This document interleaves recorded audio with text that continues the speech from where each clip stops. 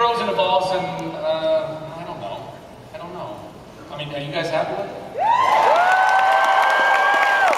That's all good. Well, I mean, Yvonne, Sarah got to smile a lot more in the last few episodes of the season than she had in the previous few years combined. So how was that? Well, I have to say, I was very excited. Oh, this is really loud. Is it?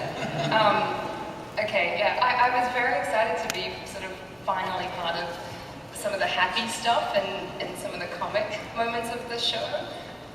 Yeah, I loved it. And there's probably going to be more of that this season, I hope. Please. There's no comment.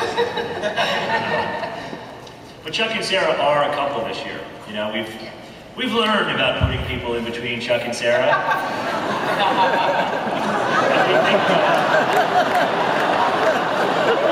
Not the message.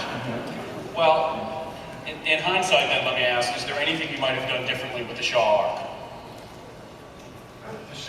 Shaw, Daniel Shaw arc, not Shark. Not the shark. No sharks. That's a good deal. Jump the short, Shaw. Like a shark, the Shaw arc. Oh, that would be you guys. Thanks, Zach. Josh. You know, he was a great villain, I think. And I think, you know, Chuck and Sarah have a pretty undeniable chemistry. And that's hard to replicate, and so we've learned some things. I'm really ambiguous and just saying this year you'll be very happy.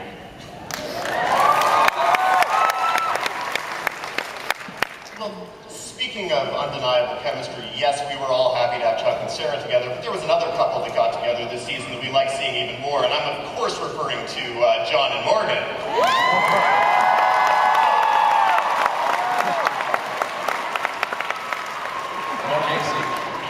For Josh and Adam, when did you guys first realize that you had sort of a chemistry that was undeniable on camera? He had me in a chokehold. I think I was like gasping for my life. Can I hold your puppy? All right.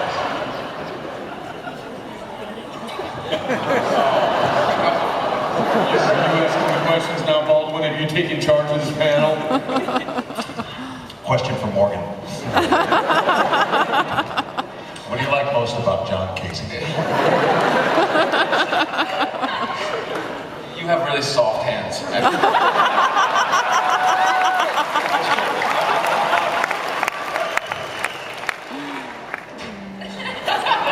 Now, I'm really looking forward to this guy because it's a trick for the cinematographer to set it up so. There is a my puppy. You know, the phrase, "Apple box, please," is heard a lot.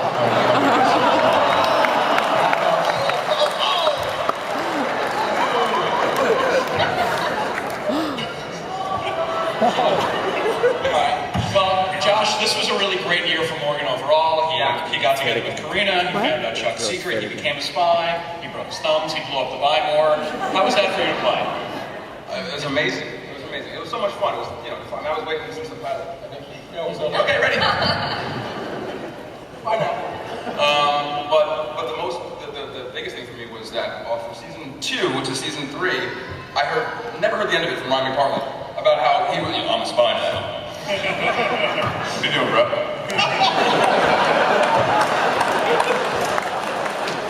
I cannot tell you how much angst it gave him. Yeah. I was in a spiral before him. Yeah. And I was so happy about it. And the depression, the deep depression he got into until he was in the spiral. That's not. And now we're all happy. Now we're all happy Morgan's in the spiral, right? No. And I'm happy that I'm out because, to be honest, Captain Awesome couldn't take it. He's got this bit that he does where we have this sort of mimicry going on, and I'll catch him at it.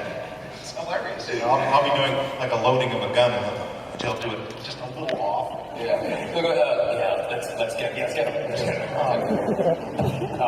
Repeat here. Now for Adam, we're used to John Casey hard-ass, and we're accustomed to seeing him in a certain mode, but this year you found out you had a daughter. It was a softer side of the character. What was it like to play that side of Casey? It was shocking because she beat me up. I get beat up a lot by girls, pretty girls. You know, just want to beat me up. I got beat up by a girl in Serenity a couple of times.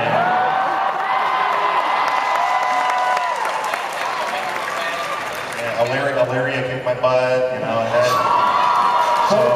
Fourth season of Chuck, and we're still hearing about Baldwin's little shows.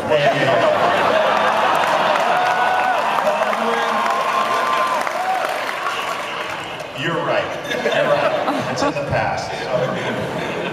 So I'm looking forward to working with her very much because she's a wonderful actress, McKenna, and she plays Alex Jr. Yeah.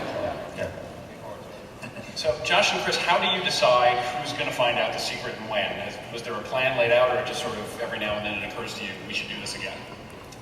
No, it's something that it's a huge part of the show and attention of the show. We actually took it pretty far. When you don't know if you're coming back or not every year, you don't want to ever feel like you left anything, you didn't put it all out on the table. So, obviously, at the end of every year, we're not sure. And we took it pretty far at the end of last season in terms of even Ellie discovering the secret. But I think, we were able to buy it back, and now there's a real tension in the relationship between Chuck and Ellie because he's promised her he won't be a spy, but at the same time, he's got to find Mom. And so that's something that's going to be, a big part of their dynamic.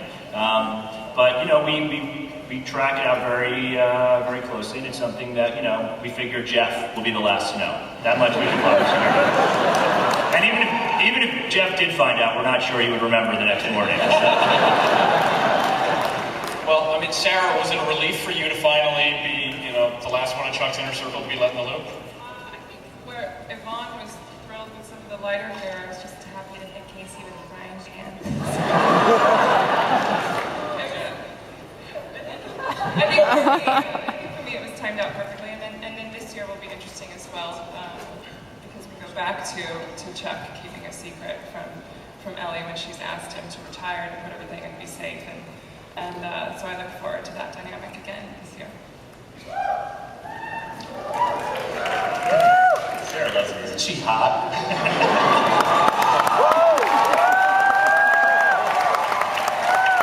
I know the color of my dress. Thank you, Zach. So one of the things about opening with a Jeffster performance is that it cuts short on time. So we definitely want to make sure that you guys have a chance to ask some questions. So you might want to start queuing up. And while you're doing that, I hear that Mr. Schwartz has something he wants to tell a few of you. Oh, yes. All right. Under 50 of your seats is a certificate for the fan art created poster signed by the cast and producers. So check under your seats. 50 of you have the magic ticket, and you can redeem it at the Warner Brothers booth. Under 50 other seats, there are bear traps.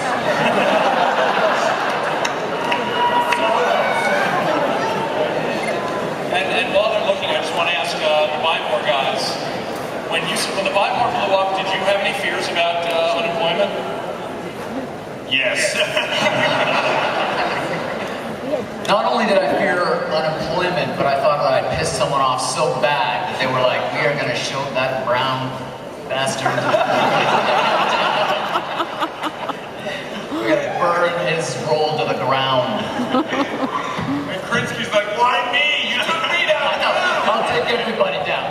Everybody's coming down. You want to see a blaze of glory? Yeah, I'll show you a blaze of glory. Josh and Chris, can you tell us quickly what to expect from the Buymore gang this season? Well, we had an idea of doing like a spin-off series of Jeffster on the Lam. And the idea that they had to like pack their provisions on the run, and for some reason Jeff only brought a loofah. And they're like playing gigs at the Whisper Lounge at the Holiday Inn for change, and no doubt Lester's hooking. But needless to say, these guys are a huge part of the show, and we can promise you they will be back.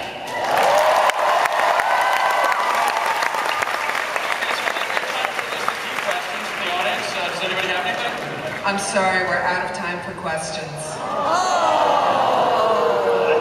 That's a joke, right? No, it's not. Seriously.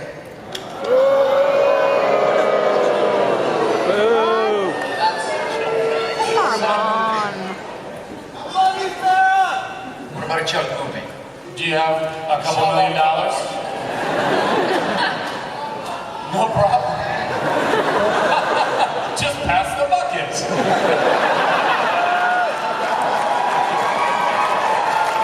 You know what? Honestly, I believe it. I believe that about you guys. We love you guys so much, and we appreciate you so much. And as crazy as it sounds, I absolutely believe that if we had 100 buckets and we passed it back, we'd come out with at least a couple of dollars, and we'd all go and have a hamburger and hang out, and you know. Thank you guys so much.